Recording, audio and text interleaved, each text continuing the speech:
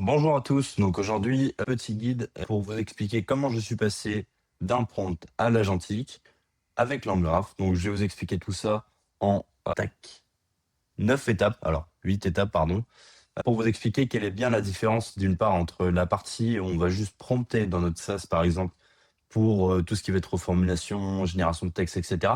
On va vraiment passer sur de l'agent. Donc bien comprendre la différence entre un simple prompt et de l'agent. Par exemple, aujourd'hui, avec les outils de code, des fois, on demande un agent, mais ce qui est produit n'est pas un agent. On se retrouve parfois avec du simple prompt. Donc aujourd'hui, je vais expliquer la différence quand on passe du prompt à l'agent agentique. Alors moi, comme exemple, je vais prendre un des outils que j'ai créé très récemment, qui s'appelle ClickBee Project, et qui est un outil qui permet de générer des roadmaps. Cet outil-là, dans un premier temps, on va lui fournir un brief, et ensuite, sur ce brief, il va itérer. Il va itérer de plusieurs manières, avec des outils. Par exemple, imaginons qu'on connecte un repository GitLab ou GitHub, il va pouvoir venir récupérer les commits, tout ce qui s'est passé dans ce repository, et proposer un historique qui est en adéquation avec ce repository, décomposé pardon, en milestone et décomposé en tâches. Donc la toute première version, comme je disais, comme je dis dans mon article, tenez, c'était juste un prompt. Très simple. Un prompt, une réponse. L'utilisateur, il écrit un brief, on l'injecte dans un gros prompt, le modèle renvoie un objet structuré, une roadmap avec des jalons, des tâches, etc. Techniquement, il y a un seul appel qui est fait, qui est la génération de cette roadmap, un schéma qui sort, juste pour être sûr que ça corresponde à ce qui était défini au niveau code. Et ça marche, bien sûr. On a une roadmap qui paraît logique, plausible, et voilà, ça suffit. Sauf qu'il y a des limites à tout ça. Donc là, la deuxième partie, on va parler des limites du one-shot. Donc en utilisant vraiment le produit, là, comme ce que j'écris, il y avait 4 défauts qui revenaient tout le temps et aucun qui se règle avec un meilleur prompt.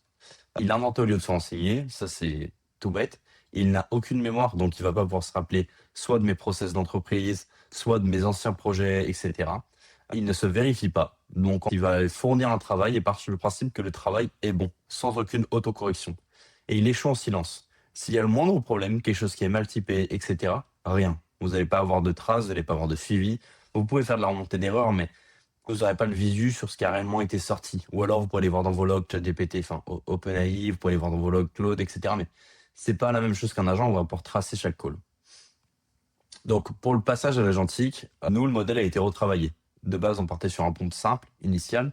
Là, aujourd'hui, on est sur un agent aujourd'hui qui est en 5 étapes. Alors, à savoir, cet agent évolue. Donc, les étapes évoluent, les outils évoluent, beaucoup de choses évoluent. Donc, notre agent en 5 étapes va se présenter donc avec la première étape qui va être l'étape Gather, qui va être l'étape de récupération de contexte. Donc là, il va récupérer tous les éléments qu'on lui a donnés avec les outils, etc., la mémoire, comme j'ai dit avant, la partie GitLab, toutes ces choses-là. Une deuxième partie qui va être la partie Clarify, qui est une partie optionnelle, qui est dans le cadre où le brief n'est pas assez clair, le contexte n'est pas assez clair, il a besoin de plus d'informations. Et ensuite, on passe sur la partie draft. Cette partie draft, il va décider, il va commencer à décomposer, etc. Et cette partie draft, aujourd'hui, par exemple, on est en train de retravailler sur la décomposition pour avoir peut-être quelque chose de plus spécialisé dans la décomposition de milestone, puis de tâches, puis de micro-tâches. Parce qu'il faut se dire que cet outil-là, aujourd'hui, permet de décomposer donc un projet en milestone, premièrement, en tâches, deuxièmement, et ensuite en tâches en heures directement. Donc, on est vraiment sur un outil très complet qui va permettre de créer une roadmap de A à Z avec une décomposition qui va être très fine. Une fois l'étape de draft passée, on passe en étape de review. Il y a une possibilité que si l'étape de review considère que le résultat n'est pas bon, par exemple, moi, aujourd'hui, je retravaille sur ça, on peut définir en amont, quand on définit sa roadmap, une date de livraison. Donc, on peut dire, je veux livrer à telle date, ou par exemple, je veux livrer sous 2 semaines, un mois. Il faut absolument que dans cette roadmap, cette date de livraison soit prise en compte. Ce qui se passe souvent, c'est que le draft balaye cette date de livraison, du moins la prend pas assez en compte, et ce qui fait qu'on a parfois des roadmaps qui sont trop longues. La partie review, elle va venir vérifier que c'est en adéquation avec toutes les informations qu'on a fournies et que, que la roadmap est pertinente. Donc, ce qui se passe, c'est qu'il va venir en review. Une fois qu'il a review, s'il se rend compte qu'il y a un problème, il va repasser dans cette étape de draft, mais pas de zéro. Il va reprendre le travail effectué en draft. Il va lui expliquer, OK, ton problème, il est là, là, là. Il va lui expliquer, ta date est trop longue, il va falloir que tu optimises. Il va lui dire, OK, mais il y a un manque de clarté sur certaines tâches, il y a un manque de logique dans les tâches qui sont bloquées, etc. Et à la fin initiale, on va avoir une review humaine où l'humain va pouvoir expliquer, OK, très bien, ça me va, ce milestone me va, etc. Toute cette partie-là me va. On a une partie chat, on va pouvoir affiner toute la partie roadmap. On va pouvoir dire, OK, mais ça, je voudrais que ce soit assigné à telle personne. Toutes les tâches de ce type sont assignées à telle équipe.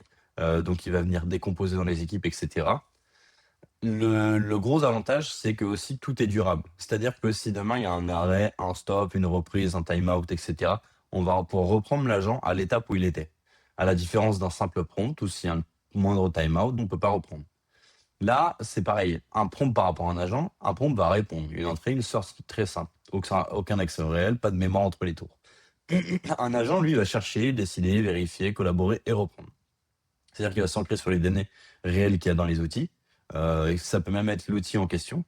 Il se relie, corrige et il se souvient aussi de là où il s'est arrêté. Donc on est vraiment sur deux choses différentes. On va pouvoir reprendre un travail là où il en était. Je donne un exemple, mais une fois que la roadmap est finie, on peut ouvrir un chat et venir affiner sur cette roadmap. L'agent a déjà le contexte précédent, c'est-à-dire qu'il a déjà le contexte de génération, ce qui vous fait déjà gagner un temps énorme entre les assignations, les reconstructions, etc. Donc je vais vous fournir 4 cas concrets pour l'utilisation de cet agent. Donc, le tout premier cas concret, comme je dis depuis le début, nous, c'est de la génération de roadmap. Donc, on passe par les 5 étapes que j'ai données précédemment. Le nœud draft, comme je disais, il est lui-même agentique parce qu'en fait, il va venir lui-même appeler des outils, il va venir se spécialiser soit sur la décomposition de milestone, soit sur la décomposition de tâches, etc., en prenant en compte l'échéance ou le périmètre, et il pose des questions. Il va venir poser des questions pour essayer de s'assurer que comment dire, la roadmap qui est générée est en adéquation avec votre projet. Donc, on a aussi la reconstruction depuis GitLab, c'est-à-dire qu'on a un projet qu'on a terminé, mais par exemple, on va rajouter des nouvelles étapes, un go-to-market, on va rajouter par exemple une nouvelle V2, on va travailler sur une V2. C'est important d'avoir un historique précédent. Donc, parfois, il vaut mieux pas repartir de zéro, prendre l'historique précédent de ce qui a déjà été fait, ou même pour pouvoir simplement accorder les équipes entre elles sur un produit. Donc, dans la reconstruction de GitLab, là, il va vraiment s'ancrer sur du réel. Donc, il va regarder toutes les merge requests qui ont été faites, tous les commits, etc., de manière autonome pour reproduire une roadmap du projet qui a été fait en amont. Donc là, ouais, c'est pareil. Je vais rajouter un petit point info qui est le détail révélateur, mais l'API GitLab, on ne voit pas le total des commits sur le endpoint initial. Donc, il y a de la pagination. Et c'est-à-dire qu'en fait, nous, l'agent, il voyait bien qu'il y avait un problème parce que les dixièmes, il n'y a que 100 commits. Donc, c'est pas normal. Il devrait soit y en avoir plus, soit c'est pas logique en tout cas.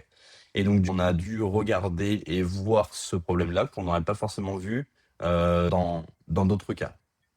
Ensuite, on a la partie chat d'ajustement. Donc, c'est aussi là qu'en fait, ça a été très net. Entre une première version qui venait interroger l'utilisateur et qui parfois prenait même pas en considération mon poste à moi, mon profil à moi, on est passé sur quelque chose qui là a vraiment réfléchi et compris, pris en compte la roadmap actuelle. Donc on a pu vraiment retravailler les outils ensuite, soit pour la redéfinition des jalons, la redéfinition des tâches, la recomposition de la roadmap, ce qu'on ne pouvait pas faire avant, puisqu'on était vraiment sur un prompt un peu stupide qui va aller dire oui, non, et puis faire des compositions qui n'ont pas forcément de sens avec votre roadmap, ou même du moins avec ce que vous avez fait précédemment. Donc on a aussi un petit point agentique qu'on a rajouté que je trouve intéressant, qui est la génération d'équipes. C'est très compliqué parfois de définir les postes, les équipes, etc. Ça prend beaucoup de temps, ça peut être chronophage. Si demain vous avez une équipe de 20-30 personnes, ça prend énormément de temps.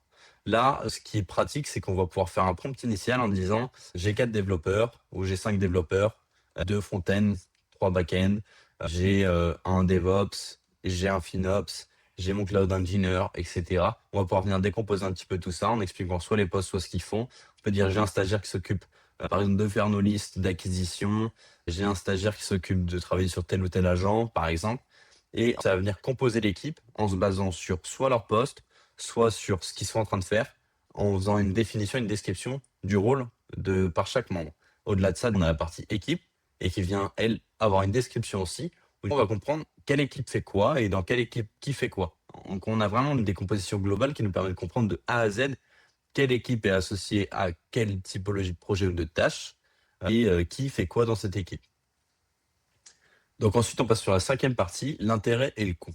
Alors, quel est l'intérêt et quel est le coût? Parce que très souvent, on se dit, ah, mais l'agentique, c'est cher.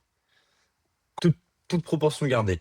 Entre appeler un Cloud Opus 4.8, faire un prompt, et parfois il est pas bon, donc on fait 2 ou 3 demandes à ce prompt, et passer sur un sonnet, par exemple, ou même un haïku en agentique, vous allez vous retrouver sur, par exemple, du Haiku 4.5 en agentique avec comment dire, des coûts très faibles, parce que Haiku aujourd'hui est très faible. Nous, c'est un des modèles qu'on utilise. Sauf que la partie agentique va venir vous permettre d'avoir plus de pertinence dans la génération. À savoir en plus, ce qu'il faut se dire, c'est que au-delà de ça, si vous vous retrouvez ensuite à changer de modèle, la qualité, c'est exponentiel. C'est-à-dire qu'on n'est pas juste sur un prompt initial où on vient changer juste le modèle. Là, on va venir changer le modèle sur un ensemble de fonctions. Donc, chaque fonction aura une meilleure qualité. Et c'est là où faut se dire que l'évolutivité d'un agent, le gap qu'on peut avoir, le step qu'on passe sur un agent, n'est pas le même que celui d'un simple prompt quand on change de modèle.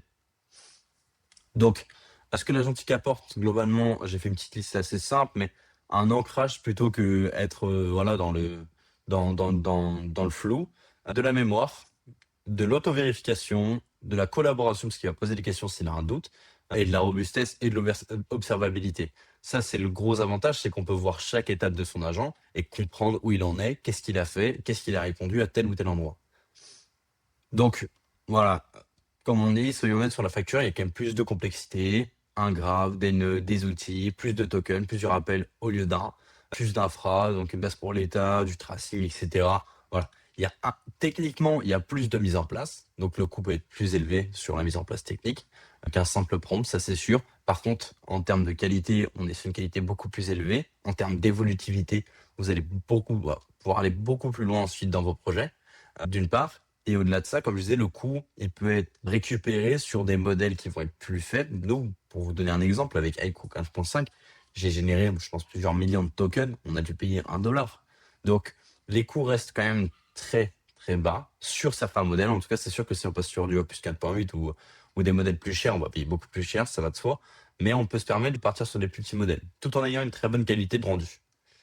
Donc, on va voir les contextes où un prompt suffit, évidemment. Reformuler un texte, classer, catégoriser, extraire un champ d'un document. Vous n'avez pas besoin d'un agent. Se renseigner sur du URL, tenir dans la durée, donc mémoire reprise, se vérifier et collaborer avec un humain, là, vous avez besoin d'un agent.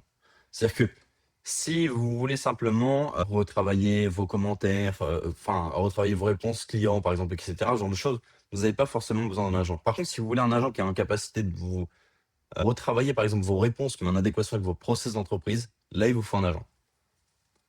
Donc là le 6e point c'est la bascule mentale. Donc le vrai déclic c'est pas technique, c'est changer de posture. On arrête de se demander quel prompt va donner la bonne réponse. On commence à se demander moi en termes de personne, quelle étape je mettrais pour arriver à ce résultat.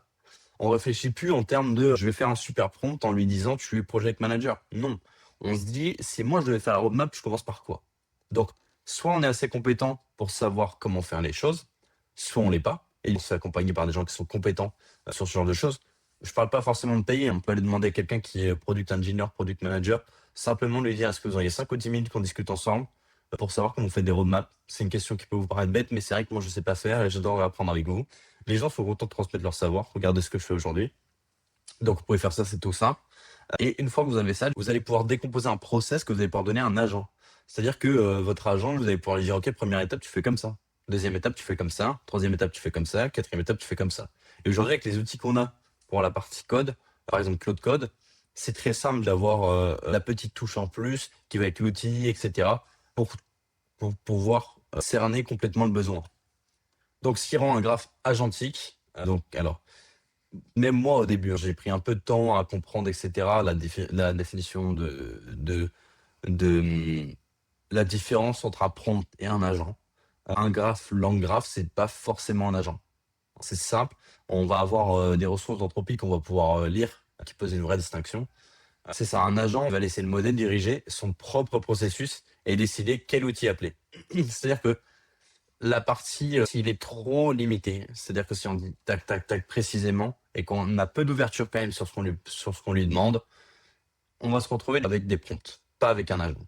Donc, à ne pas confondre avec ce que j'ai dit juste avant, c'est-à-dire qu'il faut quand même définir des étapes, mais il faut pas non plus trop borner. Il faut être en capacité de comprendre quelle étape doit faire quoi, mais pas lui dire comment le faire. Et c'est là toute la différence. Au-delà de ça, ce qui va vraiment prouver aussi que c'est un agent, c'est l'état de durabilité. C'est-à-dire que c'est modélisé, on a chaque étape de l'agent qui est enregistrée, enfin en tout cas quand on fait du tracing dans tous les cas, mais vous avez quand même tout le workflow qui n'est pas popé d'un coup, mais qui va être défini un par un et qui est enregistré. L'interruption, c'est pas du try-catch. C'est ce qu'on va avoir sur des prompts classiques. On va avoir du try-catch. Là, c'est vraiment le modèle, enfin l'agent, pardon, qui définit quand est-ce que la réponse est bonne. Au-delà de ça, il peut s'arrêter par lui-même quand il décide qu'on doit avoir un retour humain parce qu'il n'a pas assez d'informations. Donc là, ça c'est un petit peu un exemple, un petit exemple de code sur la partie draft. Donc voilà, on a de la génération d'objets. Là, c'est pour la partie roadmap.